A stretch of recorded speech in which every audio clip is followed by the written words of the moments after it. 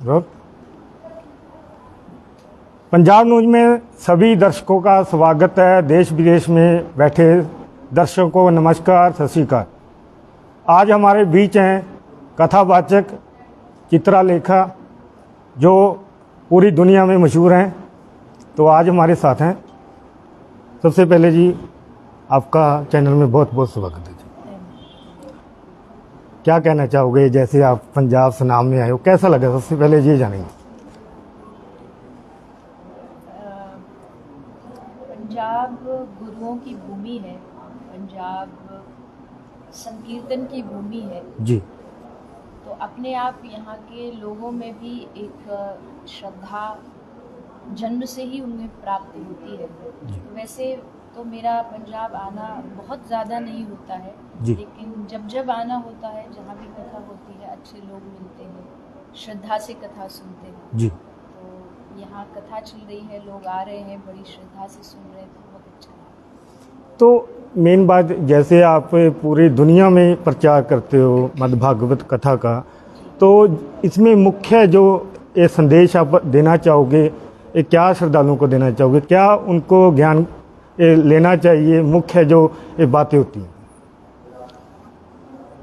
देखिए, भागवत एक बहुत विशाल ग्रंथ है और इसको समझने के लिए शायद कई जन्म भी कम पड़ जाएंगे जी।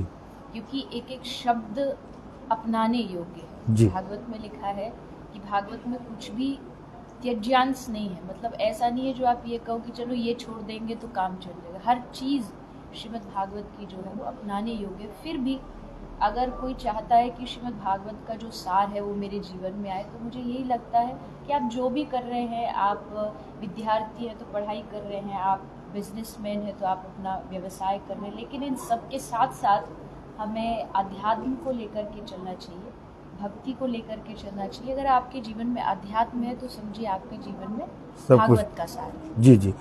तो ये दर्शक ये भी जानना चाहते हैं, श्रद्धालु ये भी जानना चाहते हैं, आपने 6 वर्ष की उम्र में आप इस एक कथा से जुड़े हुए हो, तो आपने ऐसे सोचा था अभी ऐसे हमने नाम लेना है, कथा करनी है, भगवान के साथ जुड़ना है? नहीं, भगवान के साथ जुड़ना तो जरूर सोचा था जी। लेकिन इस माध्यम से जुड़ना है ये तो कोई विचार ऐसा, क्योंकि 6-7 वर्ष की उम्र में तो कोई निर्णय भी नहीं कर पाता है कि उसको भविष्य में क्या करना है क्या नहीं करना जी। है। वो आयु नहीं होती निर्णय करने की। जी। लेकिन जैसा मेरा जन्म भी ब्रज में हुआ है, जी। भक्ति में परिवार में हुआ है, तो बचपन से ही वो भक्ति के संस्कार पूरे घर परिवार में रहे।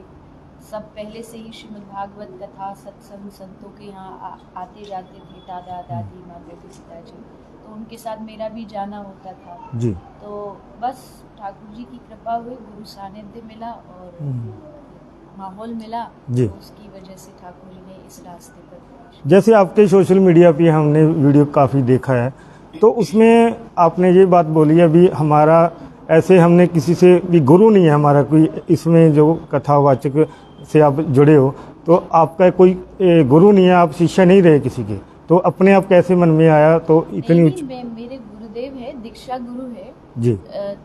एक दीक्षा होती है जिसमें आप मंत्र लेते, गुरु आपको मंत्र देते, तो वो दीक्षा गुरु है जी। उन्होंने हमारे पहले दादा दादी माताजी पिताजी सबके वो गुरु रहे थे। फिर हमारी भी दीक्षा हुई, मैं मेरा एक भाई है जी। तो हमारी भी दीक्षा हुई, तो दीक्षा गुरु है जी। उन्हीं के परंपरा में हम सब आगे बढ़ते रहे।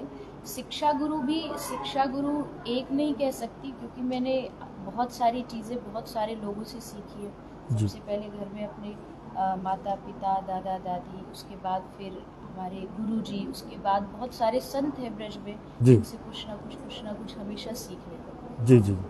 तो ये हमने ये भी काफ़ी ये सुना है आप गौवंश के लिए बहुत करते हैं, जैसे आपने अस्पताल भी खोले हुए हैं काफ़ी जगह पे, तो यहाँ पे पंजाब में ऐसा देखने को मिलता है जो गौवंश हैं, जो गौ माता है, या फिर हम बोल देते हैं सांड वगैरह है, हम पंजाबी में बोलते हैं डट्टे वगैरह, तो गलियों में फिरते हैं, उनकी देखभाल के लिए आप क्या संदेश देना चाहोगे? जैसे हमारे तो पंजाब में बहुत बुरा हाल है, गौशालाएँ खोली हुई हैं, मगर कई गऊ आप देखे होंगे, आप गए हुए तो सड़कों पे ऐसे एक कूड़ा करकट में भी वो ऐसे मुंह मारती हैं, तो क्या कहना चाहोगे इसके बारे में? कि आप वैसे पंजाब की बात कर रहे हैं, आप यहाँ रह रहे हैं, लेकिन मुझे तो ऐसा लगता है सारे भारतवर्ष में ही ये एक बहुत बड़ी कमी है जो फिलहाल के वर्तमान के समय में भारत के समाज को भीतर से खोखला कर रही है। जी क्योंकि गौभीर विप्रैश्य वेदैश्य, वेद कह रहे हैं जी। धरती का पहला स्तंभ गाय है, जी। गौवंश।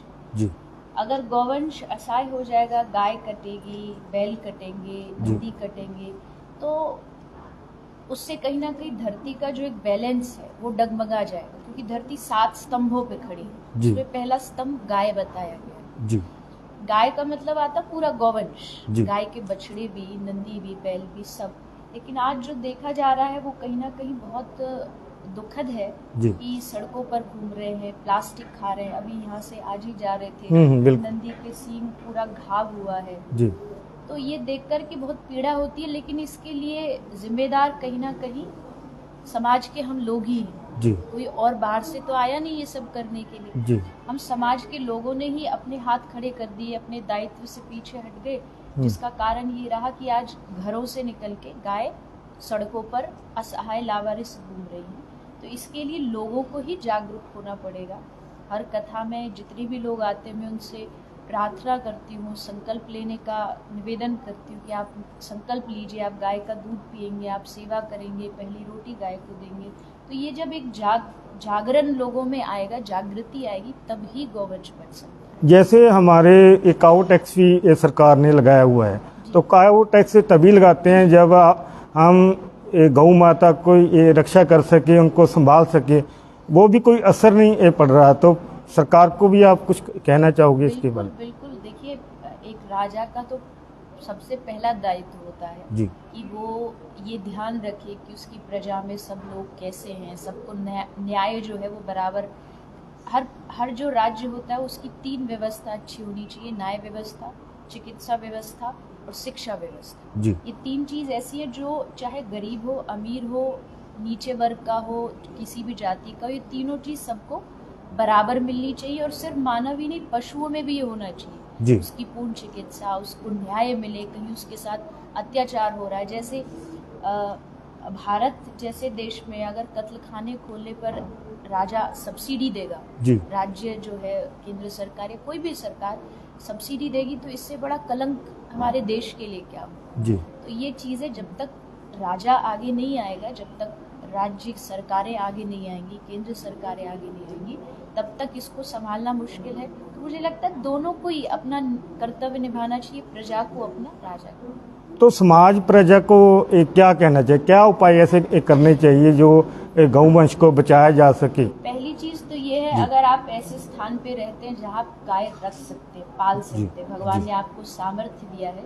घर में गाय रखिए। सबसे पहला उपाय तो, इससे बड़ा उपाय कोई हो नहीं सकता। जी किसी कारण से आप अगर बहाने करते कि नहीं हमारे घर में जगह नहीं है, मैं तो बार बार कहती हूँ घर से ज्यादा तो आजकल गाय को दिल में जगह चाहिए। दिल में जगह, अगर दिल में जगह होगी तो घर में तो अपने आप जगह हो जाएगी। दूसरी चीज, आप जो भी चीज का उपयोग करते हैं घर में, दूध, घी, मिठाइयाँ इत्यादि, सब गाय के दूध से बनी चीजों का उपयोग करिए। क्योंकि जितनी दूध की मांग बढ़ेगी उतनी गायों की मांग बढ़ेगी। गाय जो सड़कों पर लोग छोड़ देते हैं उसको वापस अपने घर लाएंगे।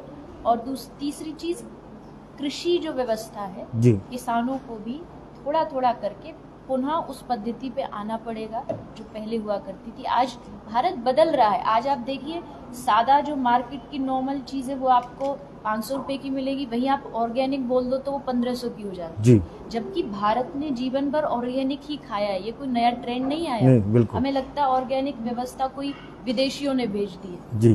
कोई ऐसी चीज़, हमें वीगन आ गया, नॉन वेज मत खाइए, ये एक व्यवस्था बना दी गई। लेकिन ये सब चीज़ें हमें आजकल ट्रेंडी लगती है, लेकिन ये ट्रेंड हमारे भारत में हजारों वर्षों से था। हमारे भारत में सब ऑर्गेनिक ही खाते थे। तो ऑर्गेनिक चीज़ों की ओर, अपनी भारतीय जो खान पान है उसकी ओर अगर हम जाएंगे तो गाय। तो पंजाब में तो ये देखा गया है, जैसे आपने बताया, जैसे एक गाय है जो जब दूध देना छोड़ देती है या फिर बैल हैं, नंदी है, सांड हैं, वो काम करना छोड़ देते हैं तो उनको बाहर छोड़ देते हैं। उनको अब ये सामने आता है कि उनको आवारा पशु बोलते हैं, तो ये चिंता का विषय है। बिल्कुल है। देखिए, पहली बात तो मैंने जो कही ना, जब तक दिलों में गाय नहीं आएगी तब तक यही होता रहेगा। जी जैसे हम उदाहरण देते हैं, घर में जब आपके दादा दादी माता पिता बहुत बूढ़े हो जाते जी। हैं, काम नहीं कर पाते हैं, हम्म। तो इसका अर्थ ये तो नहीं कि आप उनको जाके सड़कों पर छोड़ दें, आप उनको कहीं भी किसी आश्रम में जाकर के छोड़ दें। आपका कर्तव्य बनता है कि आपको उनकी सेवा अंत तक करनी ही पड़ती है। जी तो उसी तरह जिस दिन आप गाय को माँ समझ लेंगे, मात्र स्वरूप उनको समझ के सेवा करेंगे। दूसरी बात, अगर मान लीजिए मैं इस पहलू से भी देखूं कि ठीक है, मुझे गाय में श्रद्धा है लेकिन सामने वाले को नहीं है, नहीं। वो तो गाय दूध देना बंद किया तो वो तो छोड़ेगा, क्योंकि उसका खर्चा पानी वो वहन नहीं कर सकता। तो इसका एक सबसे बड़ा कारण ये है कि भारत के लोगों को अभी पता ही नहीं कि गाय दूध देने के बाद भी उपयोगी है। गाय का मूत्र, गाय का गोबर, आजकल तो धीरे धीरे कई सारे राज्य हैं जहां सरकार ने गोबर को खरीदना भी शुरू कर दिया है, उससे गोबर गैस प्लांट बन रहा है, कई उपयोगी चीजें बन रही, गौमूत्र से बहुत सारी चीजें, गौर्क इत्यादि बनता है, तो वो चीज भी गाय की उपयोगी है। जी। इसमें सरकार भी अपनी अहम भूमिका निभाए, अगर किसानों को थोड़ा जागृत करे कि आप गाय के मूत्र, गोबर इत्यादि का हमें सप्लाई करें, हम उसका कुछ प्लांट लगा के उस पर काम करेंगे, तो दूध देने के बाद भी जो गाय और गौवंश रहेगा वो उपयोगी बना। तो देवी जी, आप व्यस्त रहते हैं, जैसे आप कथा करने जाते हैं, कई विदेशों में जाते हैं, पंजाब में भी आते हो, पूरे भारत में घूमते हो, तो आपका जो रियल आपकी लाइफ है ऐसी गुजर जाती है या अलग में भी कुछ है जैसे? नहीं, गुजरती तो ऐसे ही है, क्योंकि जैसे हमने देखा अभी भी आपको मिलने के लिए काफ़ी श्रद्धालु बैठे हैं, तो शाम तक चलता रहेगा, शाम को आप कथा में जाते हो? ऐसा तो नहीं है, मैं प्रयास, क्योंकि मेरा अधिकतर जो जीवन है वो कथा में ही जाता है जी। 3 कथाएं होती है महीने में, तो 7-7 दिन की आप लगा लीजिए, आना जाना महीना भर ऐसे ही निकल जाता है। तो मैं अपना पूरा समय ऐसे ही नहीं लोगों को दे सकती, तो उसके लिए हम समय रखते हैं, यहाँ भी या हर जगह मिलने का एक समय होता है, 1 घंटे 1.5 घंटे, जो भी आते हैं उस समय में मिलते हैं। बाकी का जो समय रहता है वो मेरा अपना भजन, अध्ययन, कुछ पढ़ाई, कुछ जो भी, मुझे संगीत में बहुत रुचि है, तो संगीत के प्रति तो मैं प्रयास करती हूँ कि अपने समय को बैलेंस पे बना के। मैं पारिवारिक बात कर रहा हूँ, ये आपके पारिवारिक मेंबर हैं, तो उनमें कैसे आप रहते हो, कैसे विचरते हो? आपको समय ही नहीं मिलता है तो? साधारण बच्चे रहते हैं, मैं भी वैसे ही रहती हूँ, परिवार है, सब लोग जैसे ही रहते हैं वैसे ही रहती हूँ, पर यह है कि समय थोड़ा कम ही मिल पाता है, उतना समय जितना लोग देते हो उतना नहीं दे पाते, पर जितना भी दे पाते वो अच्छा से देते हैं। घूमने का भी समय मिलता है, जैसे लोग घूमने भी जाते हैं? नहीं, ये तो चलो आप श्रद्धालुओं को कोई विचार देने आते हो, तो आप अपनी लाइफ में घूमने वगैरह भी जाते हो कहीं, जैसे लोग पहाड़ों में जाते हैं, कहीं पे जाते हैं, परिवार के साथ जाते हैं, तो ऐसा भी समय मिलता है आपको? देखिए, मैंने वही बताया कि समय ऐसा तो बहुत कम मिल पाता है, इस समय निकल ही नहीं पाता वो सब करने का, लेकिन कथाओं के माध्यम से कभी कहीं कथा होती है, जैसे उत्तराखंड में हो गई, तो वहाँ अपने आप ही घूमना हो जाता है। कथा के अलावा सब लोग साथ में परिवार से जाते ही हैं, तो सब घूम लेते हैं। तो और सबसे बड़ा तो हमारा ब्रज है, ब्रज से अच्छा घूमना कहाँ होगा। जब समय मिलता है तो वृंदावन जाते हैं, बरसाना जाते हैं। तो दर्शक ये भी जानना चाहते हैं भी आपके परिवार में कौन कौन है? मेरे परिवार में मेरे मायके पक्ष में माताजी, पिताजी, मेरे बड़े भाई हैं, उनका परिवार है, मेरी दादी जी है, दादाजी नहीं रहे, और ससुराल पक्ष में मेरे जो पतिदेव हैं और उनकी माताजी। आप सभी धर्मों का सम्मान करते हैं, जैसे कोई भी है, सभी धर्म एक समान होते हैं, आप भी समझते हो, मगर कुछ पहले आपकी ऐसी चर्चा सोशल मीडिया पे छिड़ी, आपने नवाज के बारे में कुछ ऐसा कहा, तो ये बहुत बड़ा ऐसे कहा गया भी, आपने ऐसा क्यों किया, तो वो क्या थी बात ऐसी? देखिए, हर पक्ष के 2 पहलू होते हैं जी। उस दोनों को देखना बहुत ज़रूरी होता है। वो एक समय था, लॉकडाउन था, लोग घर में फ्री थे, तो कहीं ना कहीं वो नेगेटिविटी बढ़ती जा रही थी लोगों के मन में। और सोशल मीडिया एक आज का ऐसा माध्यम है जी। जो पॉजिटिव भी है, लेकिन उसमें बहुत सारी नेगेटिव नेगेटिविटी भी है, है, बिल्कुल। क्योंकि वहाँ हर चीज़ को अधूरा करके प्रस्तुत कर दिया जाता है, उसकी जो जड़ होती है उससे नहीं जाना जाता है। मैं आज भी कहती हूँ, मैं हर धर्म का सम्मान करती जी। हूँ, सब अपने लिए, मेरे लिए सब पूजनीय है। हाँ, मैं जिस धर्म में जन्मी हूँ, या भगवान ने जो सनातन धर्म में हम सबको जन्म दिया है, ये हमारे लिए बड़े गर्व की बात है कि हम सनातनी जी। हैं, और उससे ऊपर कोई हो नहीं सकता, क्योंकि वो आदि और अनंत है। उससे हमारा आरंभ हुआ है, उससे ही जन्म हुआ है, और सबकी जड़ ही वही है। जी। लेकिन उस समय की जो घटनाक्रम रहा, उसमें भी यही था कि कुछ दूसरे उस मुस्लिम धर्म के लोग कथा सुनने आए थे, उस वजह से वो चर्चा वहाँ चली थी कि थोड़ी देर रोक के हरिनाम संकीर्तन कर लिया जाए। लेकिन उस बात के पहलू को काट के थोड़ा सा वो कर दिया। ये सोशल मीडिया है, और देखिए, आपकी जीवन में प्रशंसा भी होगी तो निंदा भी होगी। आप चाहें कि जीवन भर मेरे में प्रशंसा ही मिलती रहे, बड़ाई ही मिलती रहे, तो बहुत मीठा खाने से भी डायबिटीज हो जाती है। जी जी। तो बीच में थोड़ा थोड़ा नमकीन खट्टा भी जरूरी है। तो अपमान एक प्रकार का एक लेसन होता है, सबक होता है, जो आपको और मजबूत करता है जीवन में। जी जी। तो ऐसी परिस्थितियां आई भी और आगे भी आती रहेंगी, क्योंकि जिस क्षेत्र से हम जुड़े हैं, ये क्षेत्र ऐसा है जहाँ सबके अलग अलग विचार होते हैं, और हम सबका विचारों का स्वागत करते हैं। देवी जी, आप 6 साल की उम्र में जैसे कथावाचक बन चुके थे, तो आपका जो स्टडी एक पीरियड है वो कैसा रहा? जब आप आगे बढ़े तो कथा भी साथ में चलती रही और एजुकेशन भी साथ में चलती रही? हाँ, मेरी स्टडी साथ में चलती रही, और स्कूल जाने का मौका मुझे बहुत कम मिलता था। कहाँ पे आप स्कूल की जो कहाँ पे पढ़े हो आप? स्कूल जहाँ हमारा रहना है होडल, उसके पास ही एक KCM public school, English medium school है, तो वहाँ मेरा पढ़ना हुआ 12th तक। उसके बाद मैंने ग्रेजुएशन की प्राइवेटली जी। और ग्रेजुएशन होने के बाद अब मेरी जो अध्यात्म की जो अध्ययन है वो चल।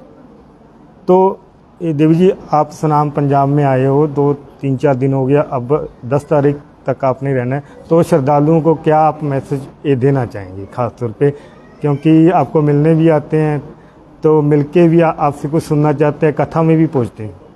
जी। बस यही संदेश है, आप जहाँ हो, जैसे हो, जो कर रहे हो करते रहो, लेकिन उसके साथ साथ भगवान का नाम मत भूलो, उसको साथ में लेते रहो। मैं हमेशा कहती हूँ, मैं कोई बहुत बड़े बड़े उपदेश नहीं देती, मैं आपको ये नहीं कहती कि घंटे घंटे लगाओ ध्यान में, कर्म कांड में, पूजा पाठ में। आप लगा सकते हैं तो बहुत अच्छा है, नहीं भी लगा पा रहे तो आप जो भी कर रहे हैं उसके साथ साथ आप भगवान का नाम लीजिए। आप ड्राइविंग कर रहे हैं तो हाथ से कर रहे हैं, मुख आपका खाली है, मुंह से आप हरे कृष्ण बोलते रहिए। कोई महिला घर का काम कर रही है तो करते करते भगवान का नाम लेते रहे। और यही मुझे लगता है सबका सार है। आप 7 दिन कथा सुनो, 7 साल सुनो, लास्ट में आएगा यही, हरि नाम भजो, कृष्ण का नाम लो, राम का नाम लो, तो यही सबका सार है। तो देवी जी, गरीब जनों के लिए आप क्या कहना चाहोगे? श्रद्धालु गरीब जनों की मदद होनी चाहिए, जिनको रोटी कपड़ा मकान भी नहीं मिलता है। देखिए, पहली बात तो यह है, गरीब अमीर अक्सर जिस व्यवस्थाओं से हम नापते हैं वो व्यवस्था पद्धति बहुत गलत है जी। मैंने ऐसे भी लोग देखे हैं, बड़े बड़े महलों में रहते लेकिन दिल बहुत गरीब है, हृदय एकदम। तो दूसरी बात, अगर कोई असहाय है, मान लीजिए किसी बच्चे की फीस नहीं भर पा रही है, वस्त्र फटे हुए हैं, यूनिफॉर्म नहीं है, तो जिनको भगवान ने सामर्थ्य दिया है, आपके पास सामर्थ्य है तो जरूर सेवा करनी चाहिए। समाज एक दूसरे की मदद करेगा तभी आगे बढ़ेगा। तो देवी जी, आखिरी सवाल भी, जैसे आपको मिलना चाहते हैं सभी लोग श्रद्धालु, कोई भी है, जैसे आप गरीब अमीर को एक समान मानते हो, तो उनको आप समय दे सकते हो जैसे दे रहे हो, तो कभी सारा सनाम ही मिलना चाहता है आपको? तो मेरे मिलने में मतलब कोई ऐसा होता नहीं कि कोई गरीब अमीर ऐसा कुछ होता हो। 1 से 1 घंटे का समय है, उसमें जो भी श्रद्धा से आता है सबसे मिला जाता है, चाहे वो कोई भी हो। अध्यात्म, अगर आप अध्यात्म को लेके चलेंगे तो ये शब्द होना ही नहीं चाहिए, गरीब और अमीर, मुझे ये समझ ही नहीं आता। लेकिन फिर भी समाज में ये व्यवस्था बन गई है, चल गई है। बाकी जो भी मिलना चाहता है उनका स्वागत। एक आखिरी सवाल हो रहा है भी, जैसे बेरोजगारी पंजाब में बहुत ज़्यादा है, तो नौजवान हैं जो विदेशों में जा रहे हैं, वहाँ पे दिहाड़ी करता है, कोई मजदूरी करता है, मगर यहाँ पे सब कुछ होने के बावजूद सब कुछ बेच के वहाँ पे जाता है, क्योंकि यहाँ पे सरकारियाँ नौकरियाँ बहुत कम हैं। चलो आम आदमी पार्टी की सरकार आई है, उन्होंने भी वादा किया, पहले भी सरकारों ने किया था। ये हटके सवाल है, बस आखिरी सवाल आपके साथ। देखिए वही वाली बात आती है, जैसे कहते हैं ना भेड़ चाल होती है जी तो भारत के जो युवान हैं वो एक प्रकार की नासमझी से भेड़ चाल में आगे बढ़ रहे हैं, लेकिन अंततः गत्वा जब आप वहाँ पहुँचेंगे, जब आप खोजने जाएंगे जो चीज़ आपको चाहिए वो आपके पास ही जी। है। जैसे हिरन होता है ना, कस्तूरी की महक खोजता है चारों, लेकिन वो उसके अंदर ही है। जी। तो भारतीयों के पास किसी चीज़ की कमी नहीं है। भारत विश्व गुरु रहा है। एक समय था जब भारत के घरों में सोना बोरियों में रख करके तोला जाता था। क्यों? क्योंकि उस समय लोगों ने यहाँ की जड़ को नहीं छोड़ा था। जी पंजाब है, यहाँ पर कृषि एक बहुत बड़ा साधन है। अगर आप उसको पूरी अच्छी तरीके से कर ले, क्योंकि वहाँ जाके भी जो पंजाब के लोग कनाडा, लंदन इत्यादि जाके रह रहे, वहाँ जाकर के भी वो वही खेती कर रहे जी हैं। बिल्कुल जी। तो फिर क्यों ना आप उसे यहाँ करें। भारत के पास उपजाऊ भूमि है, वर्ल्ड में सबसे पहले नंबर पे भारत आता है उपजाऊ भूमि। उसका सही उपयोग करें। शिक्षा पद्धति में बच्चों को टीचर्स पढ़ाएं कि कैसे अपने देश को, इस अर्थव्यवस्था को ठीक किया जा सकता है। बच्चों को समझ आएगा तो अपने आप वो यहाँ के महत्व को समझेंगे। धन्यवाद जी देवी जी, आपसे हमसे बात की है आपने। ਤੁਸੀਂ ਦੇਖਿਆ ਹੈਗਾ ਜਿਸ ਤਰ੍ਹਾਂ ਇਹ ਦੇਵੀ ਚਿਤਰਾ ਲੇਖਾ ਜੀ ਜਿਹੜੇ ਸੁਨਾਮ ਦੇ ਵਿੱਚ ਆਏ ਹੋਏ ਨੇ ਤੇ ਕਥਾਵਾਚਕ ਨੇ ਤੇ ਮਦ ਭਾਗਵਤ ਦੀ ਕਥਾ ਸੁਨਾਮ ਦੇ ਵਿੱਚ ਚੱਲ ਰਹੀ। ਅਸੀਂ ਵੀ ਇਹ ਸਾਰੇ ਜਿਹੜੇ ਪੰਜਾਬ ਵਾਸੀਆਂ ਨੂੰ ਤੇ ਸੁਨਾਮ ਵਾਸੀਆਂ ਨੂੰ ਅਪੀਲ ਕਰਦੇ ਹਾਂ ਕਿ ਸ਼ਾਮ 7 ਵਜੇ ਸ਼ਿਵ ਨਿਕੇਤਨ ਜਿਹੜੀ ਇਹ ਕਥਾ ਇਹ ਸ਼ੁਰੂ ਹੋ ਜਾਂਦੀ ਹੈ ਤਾਂ ਤੁਸੀਂ ਦਰਸ਼ਨ ਵੀ ਇਹ ਕਰ ਸਕਦੇ ਹੋ। ਜਿਸ ਤਰ੍ਹਾਂ ਦੇ ਵਿਚਾਰ ਰੱਖੇ ਨੇ ਤੁਹਾਨੂੰ ਪਤਾ ਹੀ ਹੈ ਕਿ ਇੰਨੀ ਛੋਟੀ ਉਮਰ ਦੇ ਵਿੱਚ ਹੀ ਇਹ ਕਥਾਵਾਚਕ ਬਣ ਗਏ ਸੀ। ਕਰੀਬ 6 ਸਾਲ ਦੀ ਉਮਰ ਤੋਂ ਇਹ ਭਗਤੀ ਦੇ ਵਿੱਚ ਲੱਗੇ ਹੋਏ ਨੇ ਤੇ ਲੋਕਾਂ ਨੂੰ ਜਿਹੜਾ ਇਸ ਪ੍ਰੇਰਿਤ ਵੀ ਕਰ ਰਹੇ ਨੇ ਕਿ ਗਊ ਇਹ ਵੰਸ਼ ਦੀ ਇਹ ਸੇਵਾ ਕਰੋ, ਸਮਾਜ ਦੇ ਭਲਾਈ ਵਾਸਤੇ ਕੰਮ ਕਰੋ। ਧੰਨਵਾਦ।